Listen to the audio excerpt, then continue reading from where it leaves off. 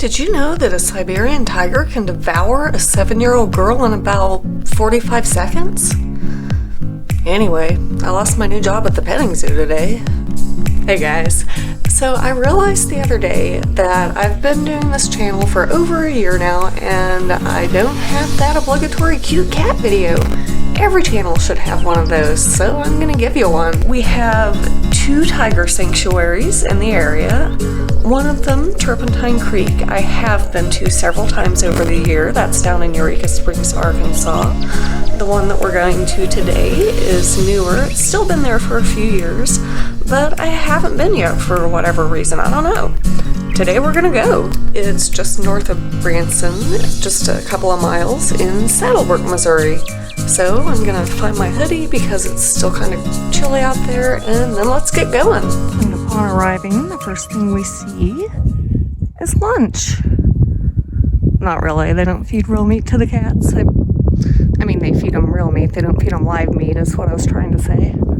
I like how their gate has a big cat on it. And there's the building itself. Here we have a little bear with a saddle on it. I like how its front paw is curled up, its right paw. It snowed a week ago. This is the second or third day that it's been in the 60s, and there's still snow on the ground. I'm not used to getting that much snow here. That's a pretty cool sculpture. Is that marble? It's cooler looking from this side. So you will notice we have 2 types of fencing with our no contact facility. Perimeter fence and our outside spectator fence. So this pretty girl here is Midnight. Would you guys like to take a guess as to what kind of cat she is? Black leopard? She is a black leopard. So she looks just like your normal spotted leopard you may be more familiar with. She just has more of that black pigment in her skin and fur called melanin. So in really bright sunlight, today is unfortunately not that day, you can actually see those spots on her. She is known to go out at the end of that catwalk and stare out at our livestock. So I was not surprised that's what she was doing. If she ever were to find a way to escape, we know where she's going first. So this pretty girl here is Banshee. You may recognize her as a mountain lion, puma, cougar, Florida panther, to name a few names, because they do have the Guinness World Record for the most amount of names a cat can have. Catamount. Yep, and Catamount is another one. She is about 18 years old though, so she is quite up there in age, and she is starting to show it a little bit more. And you may have noticed it with a little bit of matting on her back, and that is due to the fact that she doesn't have as much movement to groom herself in her upper parts anymore. They are not hurting her or bothering her in any way though, so we do not figure we want to risk sedation just to brush them out or cut them for her. Do you guys have any other questions about her? Can I hug her?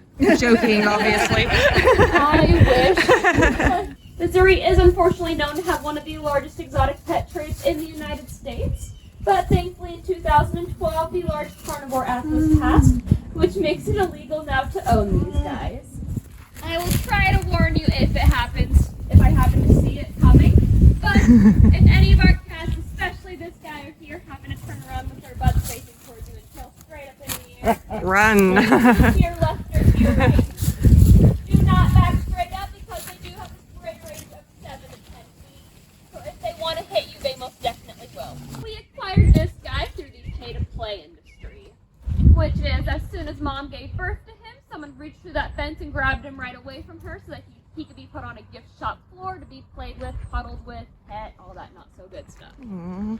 So Harry here thankfully found himself to be part of that 10% that did survive, but he found himself to be a discarded cub at the age of 6 to 8 months, because that's when they start growing in those teeth and claws.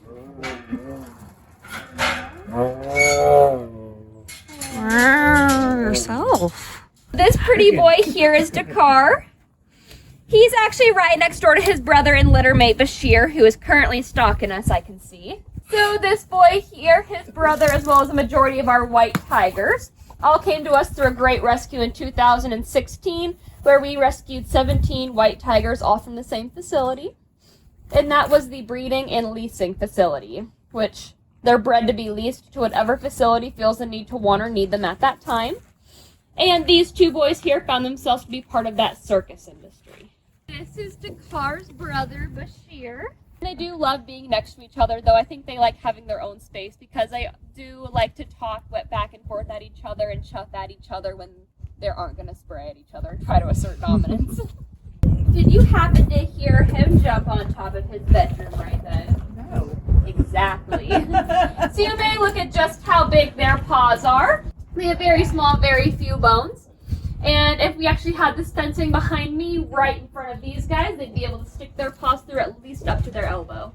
This big boy over here is Judah. Judah here, when he gets his full diet, he likes to open his mouth as wide and as far as he possibly can because he wants us to shovel in as much food as fast as we possibly can. Since we cannot do that because we do not want him to choke, because he does that, he's earned the nickname of Hungry Hungry Hippo.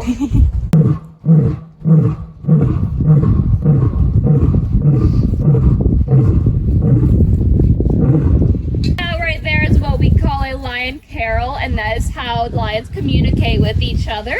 So we have this pride right here, a pride right across the way, a pride that we'll see down there past this habitat next door, and we also have one at the very front.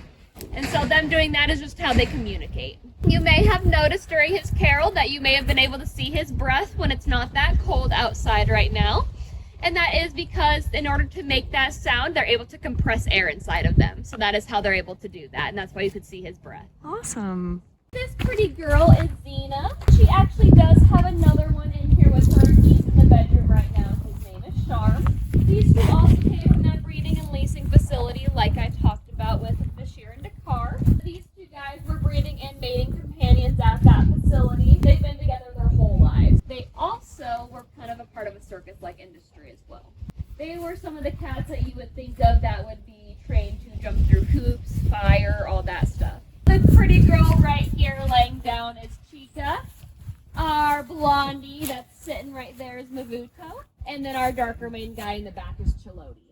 You may think it's a little bit weird that we do have two male lions in the same exact habitat, and that is because they are all siblings. These two boys here have never decided to have a dominance challenge with each other, and we hope they never do due to their strong brotherly bond. As of right now, it is always Chica, our female, who likes to instigate the fights between the brothers. And we hope that she is the one that stays that way. And if she does, we're going to be happy. Cora here actually is very perfectly adapted to his habitat. You will know that all of our tigers, besides Harry, are Bengal tigers because only Bengals carry that white recessive gene. Oh, I know. So that is like a mooing type of sound that these guys can make. Just more how they communicate besides chuffing. On our facility, we do not breed because we do not want to add to the captive population. I did mention, however, that Leo does have a very strong testosterone production because of that mane of his, because the lion's mane is directly correlated to the amount of testosterone the male produces. So with that, we are not able to give our male lions a neuter because that would remove the testosterone source. Their manes would fall out and the females would shun them from a pride. With that, we have to give them a vasectomy. However, Leo was able to reverse that vasectomy of his that we gave him. And on April Fool's Day 2016, that lioness right there, Itana, popped out those cubs over there. Leo afterwards received another vasectomy, but little did we realize that this lioness here was also pregnant at the time, and a month later she popped out a set of cubs. Leo has now since received 3 vasectomies, removing more each time, and the lionesses are spayed. This big boy right here is Krishna. This guy here, as well as Bashir and Dakar, are all about 50 to 100 pounds larger than what a normal male tiger would be in the wild, and that is due to selective breeding. This guy here especially, I mean, obviously you can see with the other two, they are big, but this guy is especially, he is the one that gives Harry a run for his money at the largest cat we have. Well, this guy here is in the 500-pound range, while Harry was in the 600-pound range. On his hind feet, however, he's about 13 feet tall. So he's a lot more lean and lengthy. You may look at just how big he is, and then you'll see this pretty girl right over here. Her name is Karma. This girl does have a little bit of that with her back legs, you may see, just a little bit, and some of our other guys as well, a little bit of arthritis or some limbness in their legs, so we do give them some pain medication and stuff like that as well, almost like an ibuprofen kind except for cats. It's called gabapentin. So it comes in pill form? Yes, it do you does. have to, I mean, how do you give a pill to... You have to put it in meat and try to put it in there really well so they don't spit it out. A giant pill pocket. A giant meat pill pocket, so they'll eat it. So what's the closest house in proximity to this? Probably our owner's house, as well as I'm currently an intern and I live at our intern house because I'm not from Missouri. So that sound can actually travel about 4 to 5 miles, and even though I cannot hear it from inside the house, thankfully it is definitely like a little wake-up call. Oh, I like that statue. I didn't see that while ago. We also have a little overlook out here. And there's Harry again. Hey Harry, do you know why I like tigers? Because they're great. Is that too cheesy? That's pretty cheesy. That's the funniest looking cat I ever saw. Thanks for coming along, you guys. It was so much fun seeing those cats. I am always in awe every time I see one. Looking at the underneath of their paws when they walk away, those gigantic paw pads, everything about them is just amazing. They're so awesome. So cool. So thanks again for coming with me. Subscribe if you haven't already. Until next time, have a great day. Love you guys, and I will see you later. Bye.